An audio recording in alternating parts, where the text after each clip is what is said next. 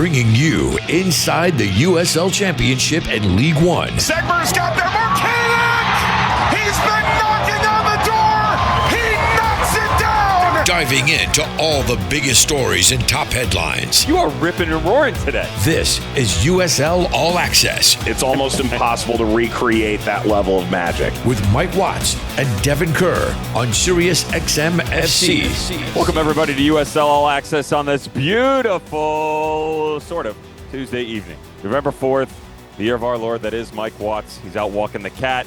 You know how this works. Joe Malfa in tow. My man, I haven't figured out if it's you doing me favors coming to hang out with me. If you actually want to be here, are you following the breadcrumbs around? It's ACC, it's USL. We're just together all the time now. I'm not upset about it. We got firings in the league. We got hirings in the league of sorts.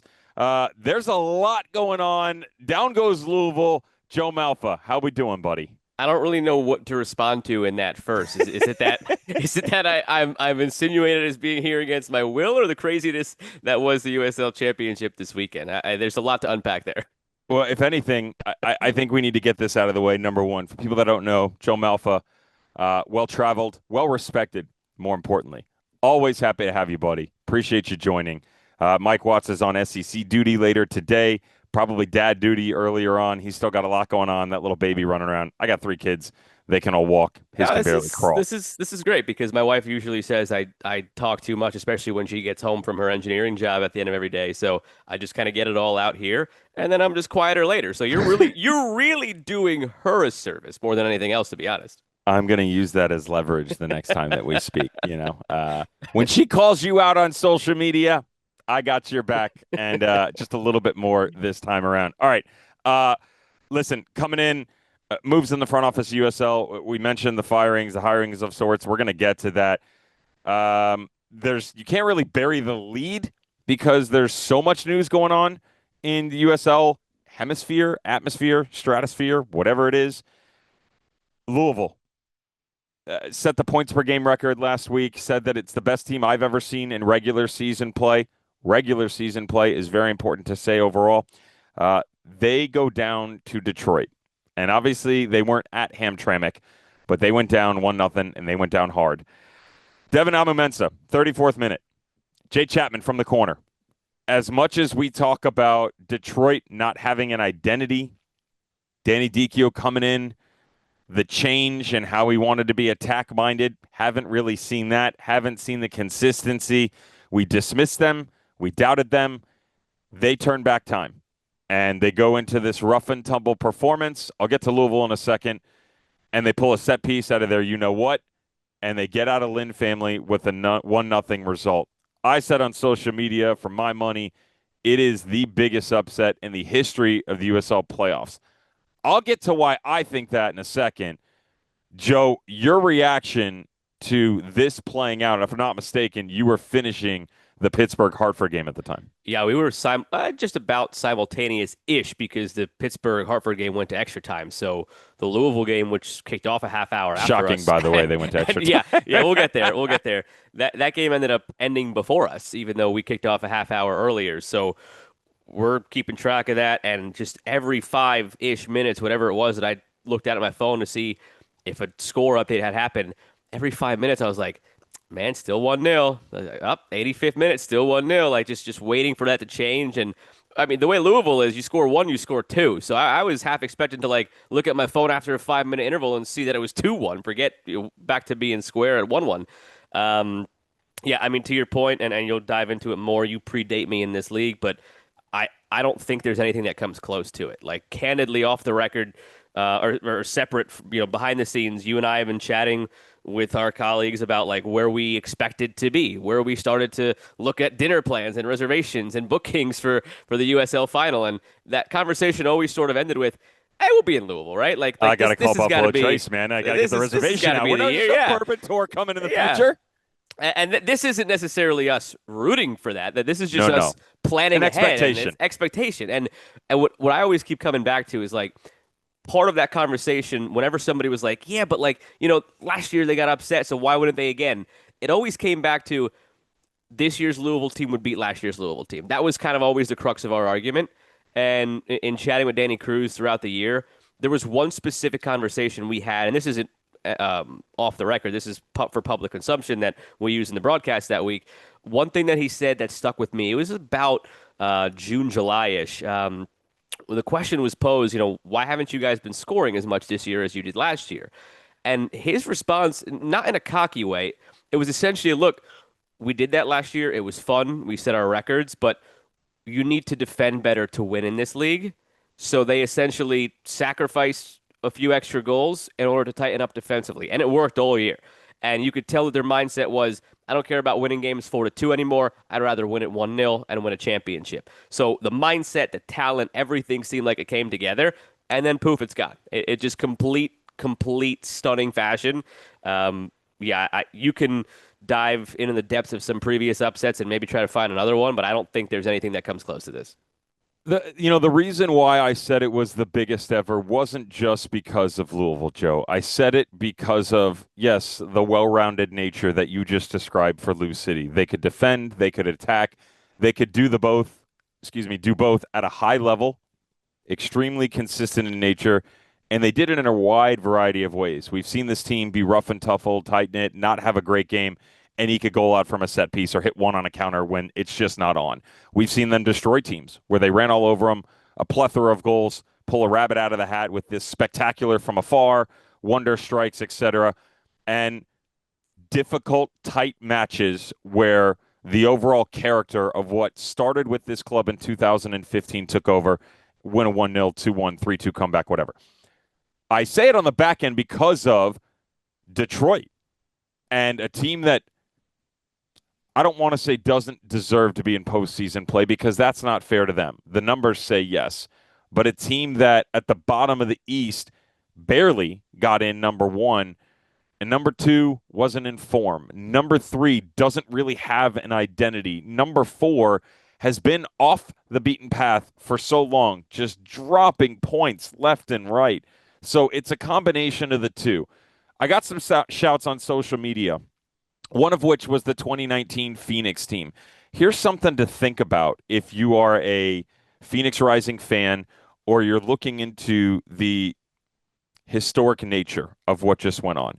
That 2019 Phoenix Rising team that was certainly electrifying on the attacking end, they gave up over a goal a game. They gave up 36 goals in 34 matches. And for someone that comes back and says, well, they didn't play 34. Yeah, I understand. We don't have the luxury to talk about what could have or could not have been. But if you go by the numbers this year and do, goals per game, goals against, obviously on that average, Louisville City's right there, man. Louisville City gave up 19 goals in 30 games. The goals against average is way better compared to that 19 Phoenix team. I also had a shout for that 2023 Pittsburgh Riverhounds team. Also lost to Detroit. Also lost to Detroit. Someone said, 2 of the last 3 years. Yeah. That 2023 Pittsburgh Riverhounds team scored 50 goals. It's not bad. It's certainly nowhere near 70s that we've seen before, right? Teams bumping into the 60s and 70s. And then defensively, yeah, it's good. They had plus 21 goal differential, only gave up 29 goals in 34 games. But again, like the balance of what you got from Louisville, the nature that was nearly non-existent for identity for Detroit City, that's why I say that. I mean, and even in the performance-wise, Joe, you can attest to this, man. You can run down all the stats, the eye test of watching Louisville. Man, every single manager that I talk to, when you look at the quality of performance from Louisville, the depth, they're all going to tell you, they're insane to try and beat. And it's impossible, which is why they only lost once all year long, right? So for me, that's why I say it's the biggest. You talk about tenure within the league. As far as knowledge and from a play-by-play perspective, someone that I will look to ask their opinion on things. If I'm looking at a play-by-play, it's very difficult, and this is no disrespect to Mike Watts. He'd be the first one to tell you, Mike's not a soccer guy, but he's learned it, and he's done very well for himself. It's been in your family since you came out of the womb, the New York, New Jersey Metro Stars. There's very few people that I respect more from a play-by-play perspective talking tactics, and you probably feel the same, given what you've seen in the league, right? Feel the same. And I'm glad you brought up what you did about other coaches. I mean, I could go down the list. And again, this is all, we always try to make sure we don't blur the line and not say too much from the privileges we have in talking to different coaches for the coach calls we get every week ahead of these games. I mean, off the top of my head, this is all stuff that was on the record from these coaches. Benny Feilhaber, Ryan Martin, Ben Pierman. These are all guys who at some point in this year basically said about their team, hey, we got to be more like Louisville. And like not even just wholesale and off-field, on-field, just like little things that they do. Even Brendan Burke this past week, he said they learned from their 1-0 loss in the season finale that they were hoping to take into them to the Pittsburgh loss in the opening round. Everybody learned something from Louisville this year, and that just always stuck with me as well. Like, gosh, all these teams are coming out of their Louisville game, learning something from Louisville, trying to figure out how they can be more like Louisville, and you just have this whole love affair where it seems in a way like, all right, did all these coaches get together and say, let's just harp on being... No, it's just something that they took away from all these games and all these moments. Like, well said. It almost felt like I was being punked all year. I'm like, did all these coaches get together and plan to talk about Louisville? Because it was every single time without fail. But that's just a testament to what they were and the respect teams had for them, which makes it all the more shocking that it's done. Joe, one more for you, only because of the absurdity, at least in my mind, of what I've seen from social media chat.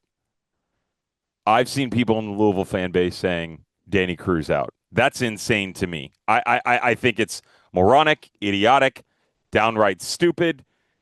Them trying to put any sort of validity behind it is, look at our season and we're out, just like last year. Get it. Last year, bowing out against Rhode Island. Rhode Island went on the historic run, obviously deserved the East. They took down they took down everybody in their wake, Indy, Battery, and Louisville. But not getting to the Eastern Conference final last year, this year. But 2023, 2022, 2021, like you're still looking at Eastern Conference finals.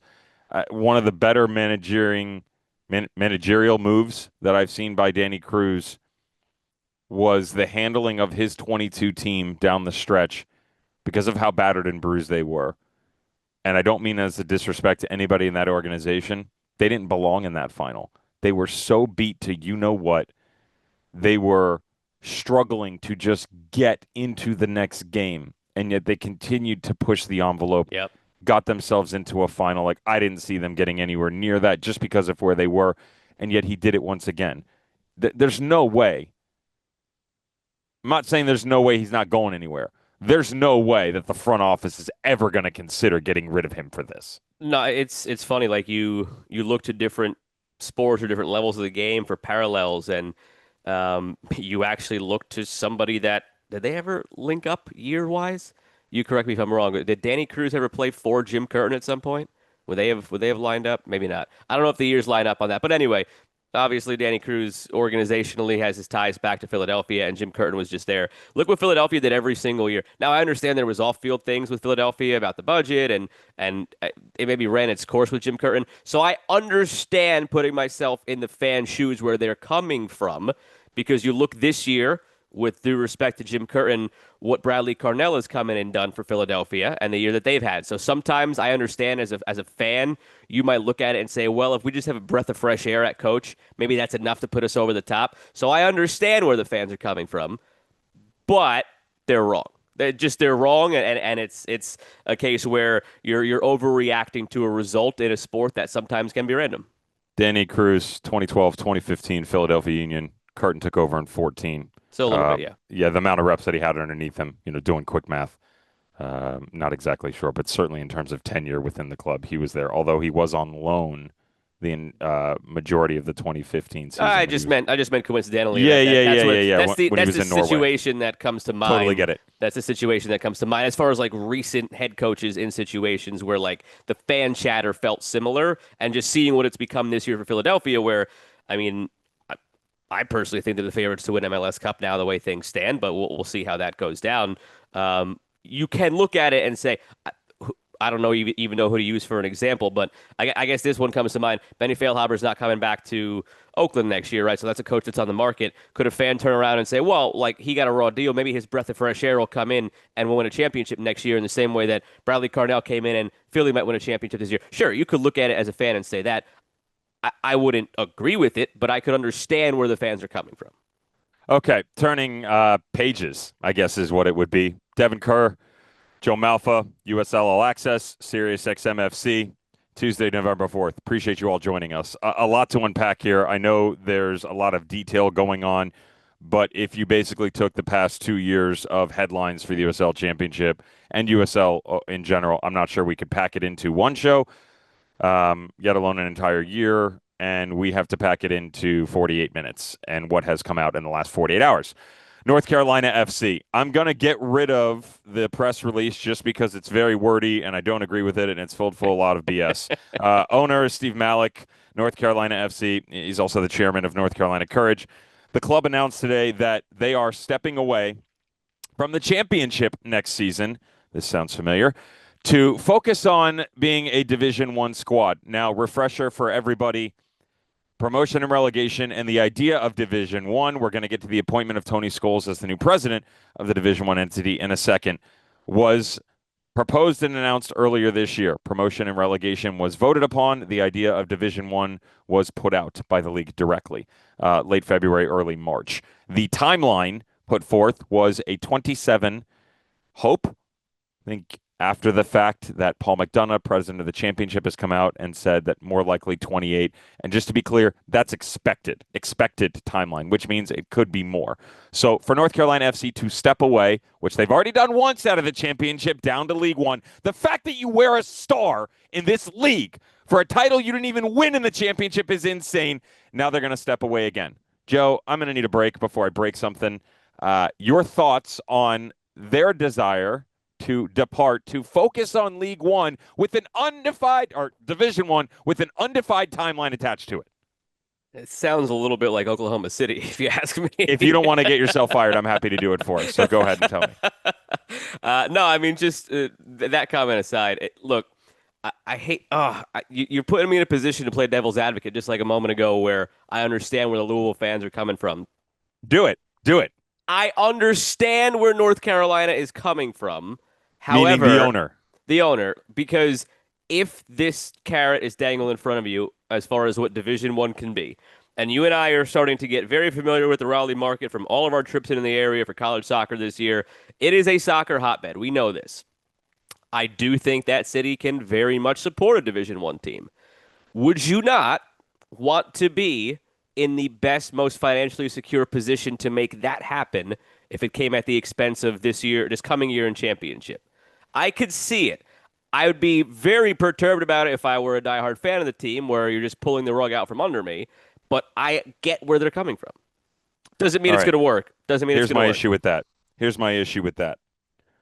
You want to be financially viable, you should have thought that when you bought the team, number one. 100%. You want to be financially viable, you should have thought about that when you floated the rumors of trying to sell North Carolina Courage and everything that went on there. You want to be financially viable, then you need to have the money to maintain and grow a club.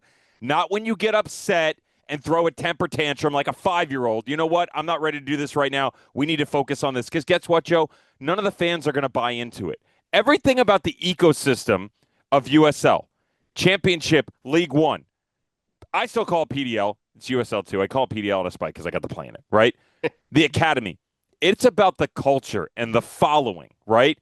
The tight-knit ties to the community. How is a business owner, because that's what this is, can you look at your fans in the eye and say, you know what? Thank you so much, but not right now. I'm not okay with that. If I'm in the Raleigh market, you're in the Triangle, and I've got little kids, tell me how, as a father, I'm supposed to explain to them loyalty and honor and trust and commitment. How do I explain that to them when the owner turns around and does something like this? Not a single word you said is incorrect. I'm wholeheartedly with you there. It's just a matter of stepping away from the emotion of it all and big picture looking at it.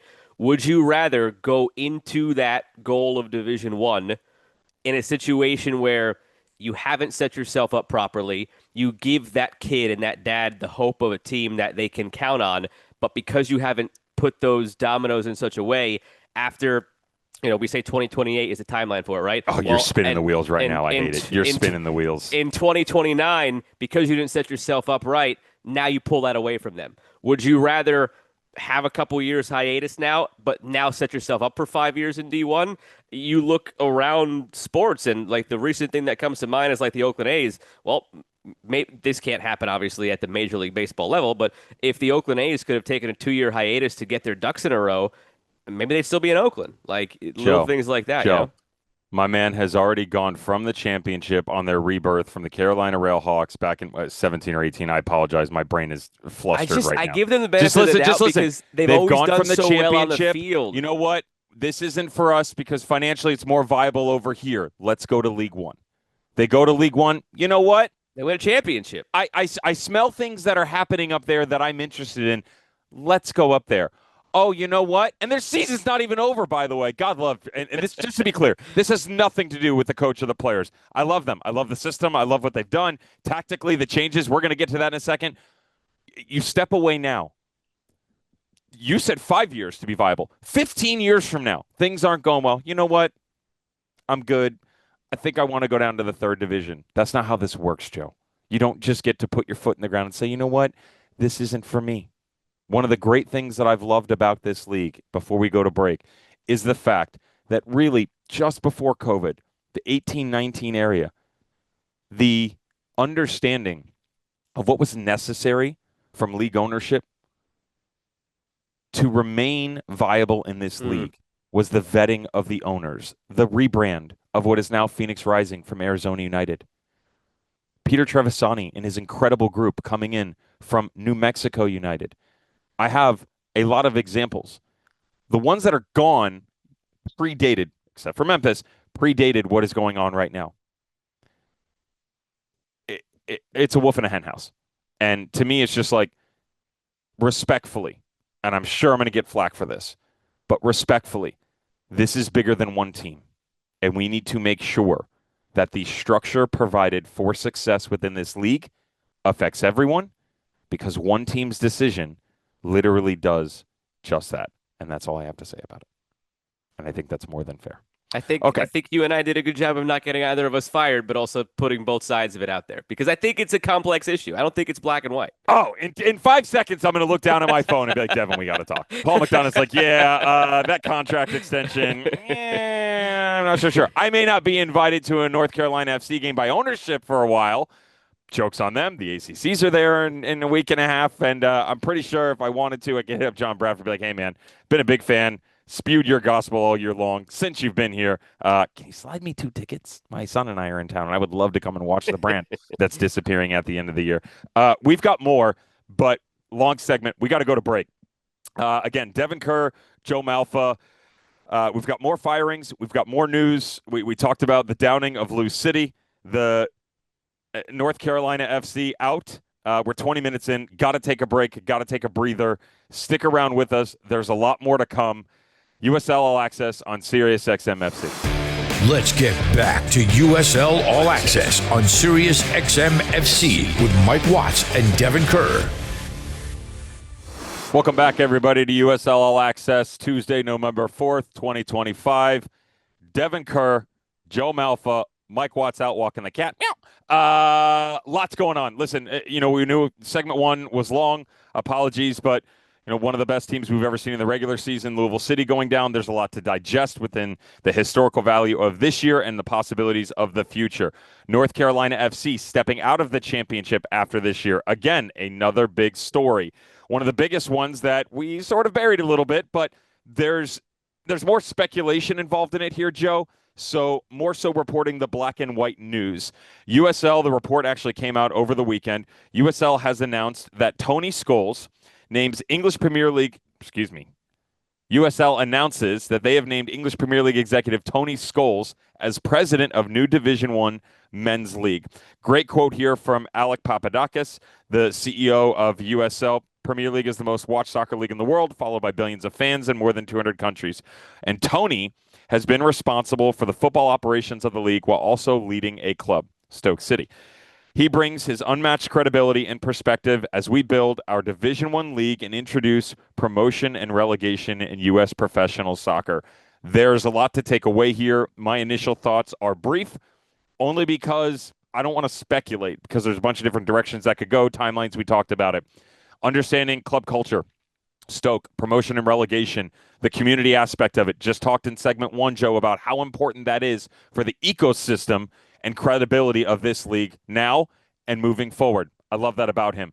The financials that are going to come along with it, the growth, maintenance of it, and we're talking about a specific club, but then if it doesn't go your way, having to drop down, the tiered structure, everything. For me, on the back end of this, the financial side, which I referenced for the Premier League, biggest thing that everybody talks about when it comes to the EPL is probably what gets you into Champions League is the money within broadcast. And that's kind of in our backyard. That's where I see things here. He's going to be in charge of Division One. Obviously, Paul McDonough in charge of USL overall. Alec Papadakis calls all the shots. Again, a ton to take in. Where does your mind go when you hear this type of news? My first thought was simple and not necessarily business related. I guess it tangentially relates to the business side of it. I'm glad they're looking outside and not just relying on everybody within. There's so many great people, as you mentioned, Paul McDonough, so on and so forth, within, that I'm sure if tasked with this transition or evolution of the league would do a good job. But when you're dealing with something that has never been done here before, or just dealing with something that you've never dealt with before in any aspect in life, it's best to go get somebody who's been there, done that. I'm not great at doing anything around my house. I go get a contractor to help me do that.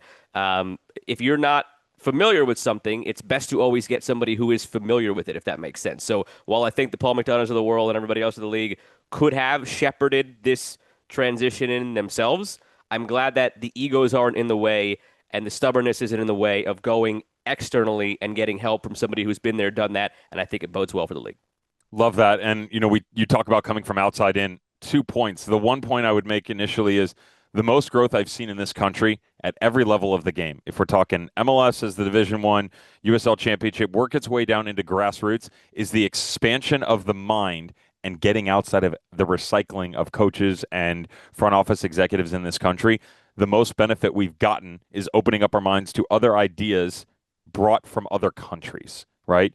America, land of the opportunity, home of the free and brave, whatever. You take what is someone else's shocking and try and make it better on your own. That's not a knock. I think it's a great move. The second part of it, just to cap it, is this is also very unique when you talk about promotion relegation. When we interviewed Paul McDonough earlier this year, he was very clear that, yes, there is going to be a playoff system different from what we see overseas, but also complementing the regular season aspect of what you get in Europe. So combining those two, the Americanization, if you will, of what is promotion and relegation, you nailed it, something we've never seen before. Lean on what you know, but go get help from what you don't. Second bit of news. Where do we go here? Let's go with Colorado Springs Switchbacks FC.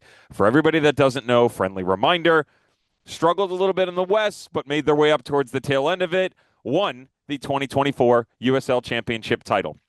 I go out on a limb here statistically and say that they've been at 70% strength since day one. They went down 1-0 to FC Tulsa on the weekend. They played 120 minutes, 95, I believe, was the goal overall. Then one day it took for them to decide this was no longer the direction we were going to head. They let front office exec Stevie Hogan go. They let head coach James Chambers go. The players were told about 30 minutes after that, I've heard. Wow. Even as troublesome as the year was, they still got into postseason play. They still gave the number one seed in the Western Conference a run for their money, and I would argue in a lot of portions of that game, very good, maybe even better. And now this. Wow. That's what I tweeted out. I don't even know where to go from there. Yeah, it's shocking. Unless or until more comes out about how some of the inner workings went down and what the opinions on the job that Chambo did and the job of roster building that Hogan did, there will be, I would imagine, an autopsy on this. And eventually the higher-ups at the club will speak on it and we'll know more. Without knowing anything, it's just shocking. You won a championship in 2024. I get there's a notion of it's better to be, my opinion at least, and seeing it around the world, if you don't think something's right, if something's not clicking, it's better to be early than late on a move. You'd rather do this now, get to market on who you would have as your preferred hire in the offseason, than, bring Chambo back, and if it's not working out after 8 weeks, fire him, and now you're caught with your pants down halfway through the season. So it's better to be early than late, in my opinion, but without knowing what's going on, I have no idea. Joe, quick yes or no. Do the results over 2 years justify, in your mind, what went on this year, firing the two of them? No. Just results? No. Agreed with you. Great. And again, if you missed the early portion of that, head coach James Chambers and sporting director Stephen Hogan were relieved of their duties earlier today by Colorado Springs Switchbacks FC. About 21 hours ago now, El Paso Locomotive relieved Wilmer Cabrera, their head coach, and his first assistant, Jerson Echeverry, of their duties. They bowed out on the weekend to Phoenix Rising. Charlie Dennis, penalty, 86-minute, 1-0 win at home. A lot of really good stuff to start the year. Felt vanilla, mediocre, non-threatening, discombobulated at times. Good development within some of the young players. Quality experience from some of the older ones. Never really grabbed the momentum towards the tail end of it. I'll let you go first here. Yeah, my biggest indictment, and I guess I'll start with this, not a surprise to me. My biggest indictment of El Paso, and I think this will make sense, as the year's gone on, whether it's us on broadcast, you guys on this show, or us just talking amongst ourselves, whenever we talked about contenders in the West, even when they were as high as, I think, at one point, second or third in the conference, we never, at any point, considered El Paso a contender in the West. We even considered teams like Oakland, when they were hot under Benny Feilhaber, and Lexington as contenders because of the way they were playing and the pieces they had. They were always just kind of there. They never at any point were expected, at least from our perspective, to do anything greater. And that's not a great spot to be. Even Colorado Springs, again, I picked them to beat Tulsa last week. I legit thought they could go on a run again this year like they did last year. I never had that thought for a second about El Paso at any point this season. They were, let's go SAT word, they were very milquetoast all season long. And, Dear Lord. I mean, come on, man. You know my college route. That's rude to bring that back up. No, well said. I think it's very well defined, their body of work and how you just stated it. I will add that I know for a fact there was frustration in the dressing room between the head coach and players. I know there was frustration between ownership and the way that Wilmer Cabrera was going about business. Perfect storm, including bowing out of the first round of the USL Championship Playoffs, number 4 seed losing to number 5 seed Phoenix Rising. Okay, that's all the news, sort of. We're going to break everything down in terms of games and recaps on the weekend for the first round. 16 teams, we're down to 8, and then we will preview what are the conference semifinals. You're listening to USL All Access on Sirius XM FC. Don't go nowhere. Giving insight to all the biggest moments in Championship and League One. This is USL All Access on Sirius XM FC with Mike Watts and Devon Kerr. Welcome back, everybody. USL All Access on Sirius XM FC, Tuesday, November 4th, 2025. Mike Watts walking the cat. Devon Kerr, Joe Malfa. Joe, you ready to go? I'm always ready. Awesome. The first round was overserved. Let's just get that out of the way right now. There are stats that we can give you till the end of the time that you're never going to believe, but I want to talk about the games themselves, tactically what went on. Let's just start right at the top of the Eastern Conference because Louisville, the number 1 seed, already got bounced by Detroit City. Sorry, we talked about that. Listen, they've got a little bit of a problem mentally getting through tough games. That's all I'm giving that. Charleston and Rhode Island, what a back-and-forth heavyweight prize fight. It was 0-0, okay? We go to pens. We'll get to all that in a second. Chance creation overall, not great from either team. Both definitely had chances. Both goalkeepers did really well for themselves. I didn't like the personal setup from Rhode Island. I didn't like the personal setup from the Charleston Battery. There are 2 different reasons for that. Let's start with Rhode Island. Rhode Island, high on the right-hand side, playing Clay Holstead up on that front line, dropping down on the pivot. Not a big fan. Amos Shapiro-Thompson, I wanted him in that spot. I actually wanted the midfield 3 to rotate a little bit quicker. It was slow for my liking. I do understand the reason they did it because of the lack of depth for the Battery, and they just weren't working the ball through the middle. The game evolved. Charleston Battery got more direct. They were smart, recognizing they didn't have the ability to play through the central locations. They bypassed. They went direct. They created. They couldn't finish. Bottom line, couldn't finish. Even when you brought Rubio Rubin on, his touch, which I think is still in the parking lot right atop the 18, never gave him a chance to get the game winner. Rhode Island more physical. Rhode Island pressed. Hugo Bacharach, best player on the field. Hamdi Diop, the best I've seen him maybe since he came out of Clemson. It was great to see the left footer back in action. They win 5-3 in PKs. Joe Malfa. Yeah, I think that you covered it all. I don't know what else to add to that. It was a game that I think we expected to be a battle, both literally and figuratively, with a fight that saw red cards on either side. Not the only one of the weekend that was like that, by the way, which we'll get to later on. It was 0-0 to penalties. I don't know what else you could say. I think you said it all. All right, and without wasting anybody else's time, because you called the game and we're tight on time, I'm going to let you do the synopsis, the setup, the finish, everything of Hartford and Pittsburgh. I watched 30 minutes. I was really excited. I texted you about it. You told me be careful, and then I wasted another 90 minutes of my life. No, you should have stopped after 30. You really could have stopped after about 15. Gary Bailey and I were on the call for this one. We said coming into it that of the 8 games last week, we were most confident that was the game of the 8 that would go to penalties. And sure enough, it went to penalties. Pittsburgh had a little bit of fun at times in that game on the front foot and control the ball, never really actually threatened Hartford. I wish I could ask Brendan Burke in retrospect, and obviously I haven't had a chance to talk to him after the fact. I would think there's got to be knocks we didn't know about, because just the way, like, he didn't bring on Haji Berry until there were like 2 minutes left to take a penalty. Michi and Galena, that he missed, by the way. That he missed, by the way. Michi and Galena got hurt 65th-ish minute. Kyle Edwards came out a little bit before then. So there was just no connectivity between the midfield and the top line.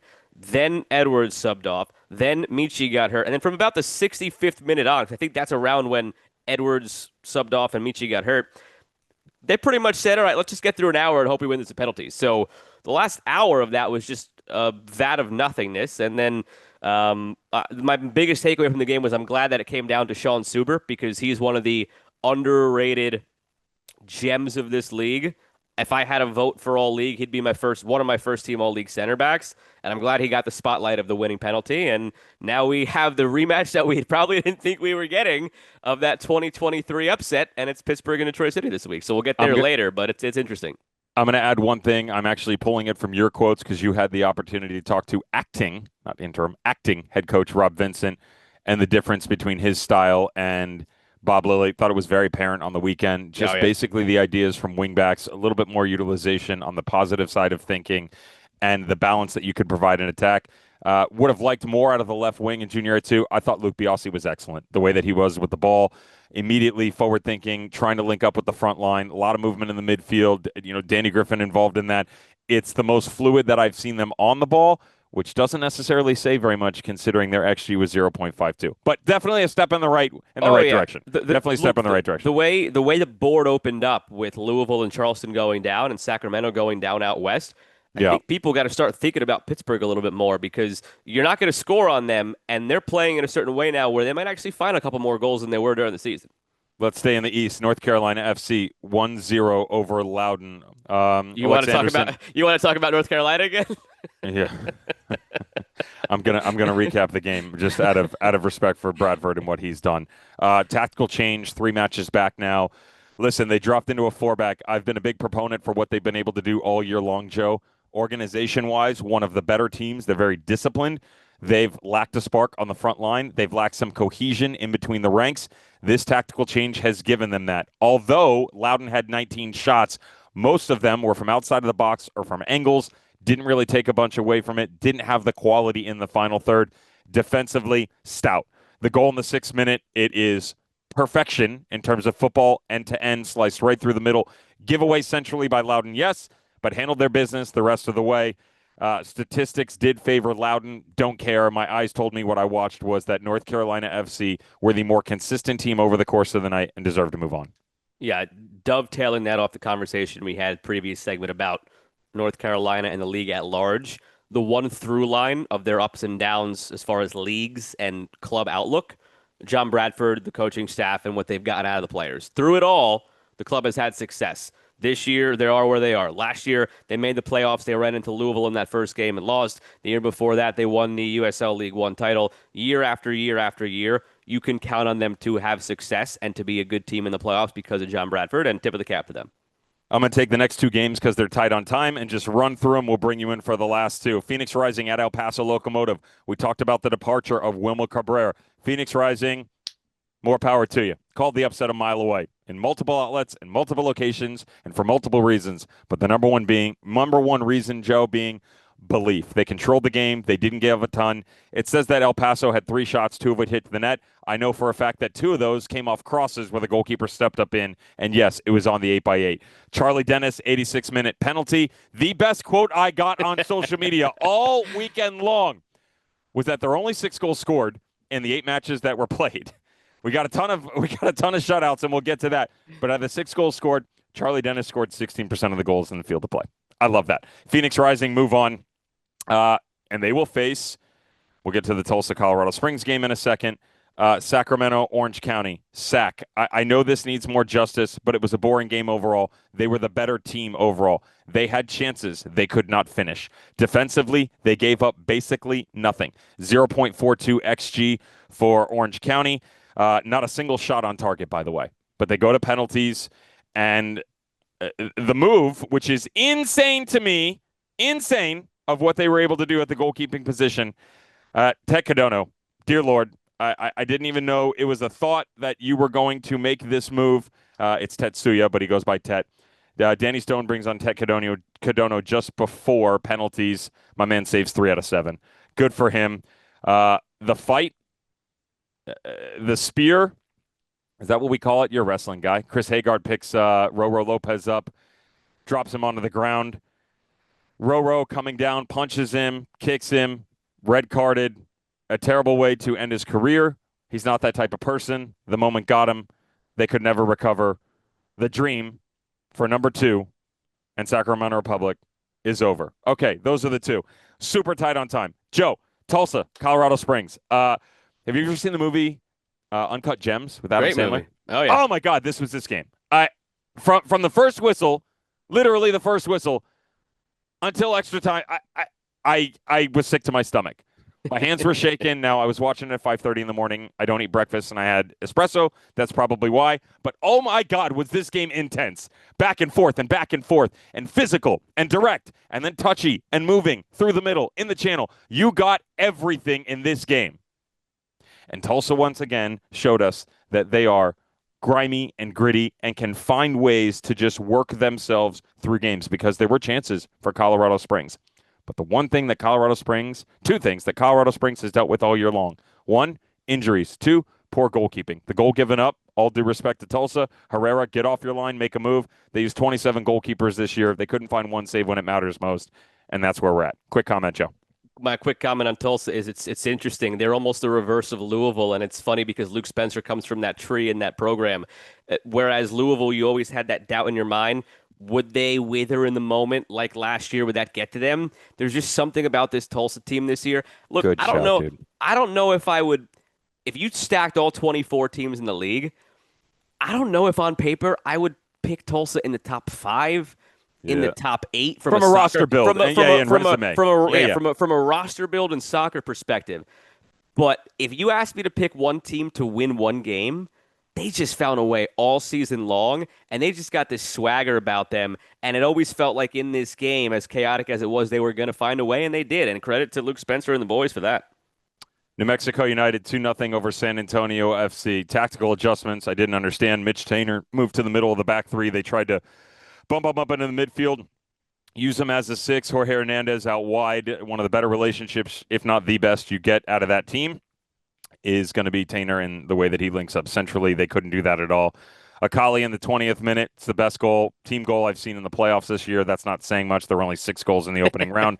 New Mexico United, the only team that was able to bag at least 2 goals. They're the only team that scored 2 goals, by the way. Valentin Noel added a second in the 58th minute. They controlled everything from start to finish. I sent Dennis Sanchez a message. I can't read it out loud because I swore in it multiple times, but it was along the lines of, oh boy, that was good. Keep going. I was so impressed with how good they were, how aggressive they were, how vertical they were.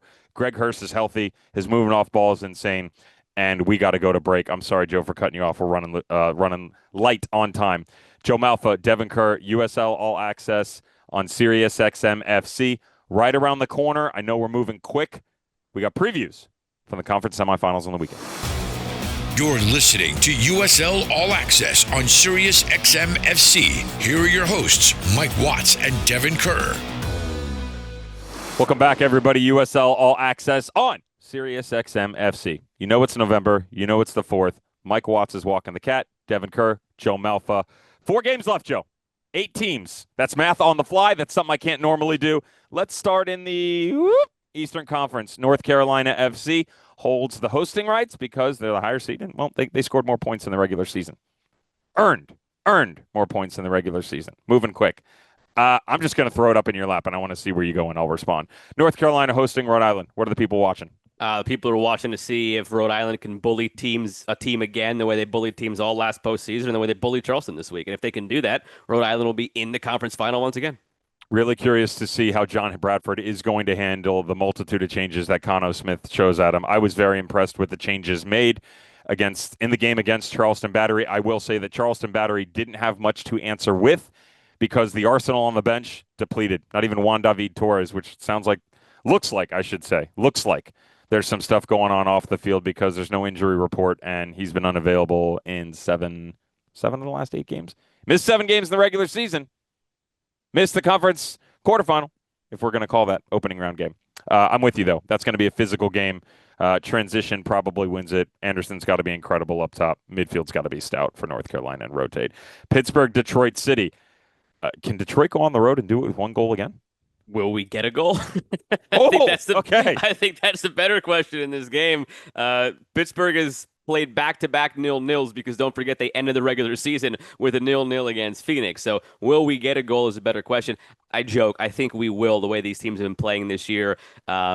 Even if it's just something dirty off of a set piece or whatever the case is, we will get a goal in this game, which, by the way, we didn't see much of last week. You teased it last segment. The other stat, beside the Charlie at the end of scoring 16% of goals, the other stat that blew my mind from this past weekend, there were 8 games played. There were 11 clean sheets. When I first texted you that stat, you weren't sure what I was saying. Yeah, there were 8 games. Every winner had a clean sheet, and 3 losers also had a clean sheet. So this one could be one of those 0-0s. I think we'll get a goal to really button up defensive teams. Speaking of the number one, I got to say it only because I'm sure he's probably seen it. I need a real-time reaction. Joe, this just popped up on my timeline. Maryland men's soccer, number 1 in the United Soccer Coaches poll. Yeah, baby. Anybody on YouTube? I wore the shirt for a reason. You knew it. Okay. A proud Terrapin alum over there. Had to do it. Okay. Let's move over to the, where are we now? That's right. Western Conference. Tulsa, Phoenix Rising. Oh, my God. Is this going to be a good game?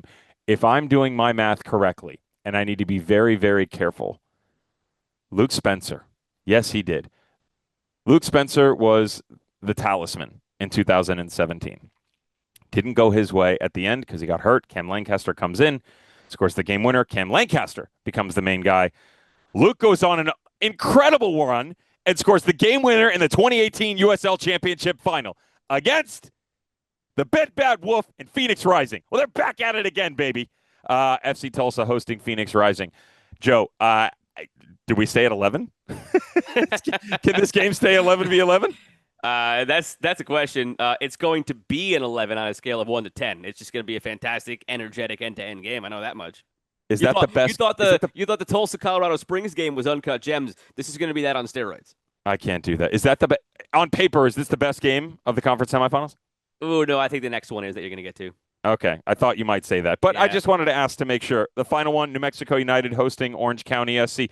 Very important to note that Chris Hagart will be suspended for this game. He has been excellent down the stretch for Orange County. He has been available all season long for a team that has been decimated with injuries and caught momentum on the attacking side due to the ability to add more bodies. He is going to be a massive loss in this game. New Mexico United, for my money, with the departure of other teams, they're the best ball control team left in the league. Well, I was actually going to go that way, and I guess it's good to know that you at least 50% agree. I was going to say this is the best technical matchup of the week because I think Orange County is underrated in that way. Players like Usman Silla and the like, the way they can play and ping it, I think they're right there. This is going to be the best technical game of the week. Love that. Luke Spencer, by the way, didn't retire till 2020, which I'm shocked about on paper. For some reason, I thought it was 2019. Okay, just to recap, because we got about a minute here. 4 games left. 8 teams. Again, the math is incredible. North Carolina hosting Rhode Island, 7 o'clock Eastern time. Pittsburgh hosting Detroit, 7:30 Eastern time. There's your Eastern Conference semifinals. Grab the rest. Bring it over. That also means the West. I'm moving fast. That's where I need the slide thing, like in a video when you pull it back in. FC Tulsa hosting Phoenix Rising, 8 o'clock Eastern Time. New Mexico hosting Orange County, 9 o'clock. The overlap is amazing. I'm not asking for predictions. I'm going to ask Joe Malfa, did you learn anything today? I did. I learned that you can only try to squeeze so much into one show because there's so much going on in USL Championship right now, and I hope we fit the important things in there. You read my mind, and again, apologies to everybody at home. I know we move fast. I know we cover a lot. I know it's up, it's down, it's all around. We try to do the best that we can. I wish we had 5 hours every single night, truly. It would be great to talk about it even more. Maybe that's a hint to the bosses. I don't know. Who knows? There we go. Let's see what we can do in the offseason. Again, thank you so much. Stick around on the weekend. Can't wait to talk to you next week. Watts will be back from Walking the Cat. That's Joe Malfa. I'm Devon Kerr. This was USL All Access on Sirius XM FC. This is USL All Access. If you missed any portion of the program, listen back anytime on the SXM app.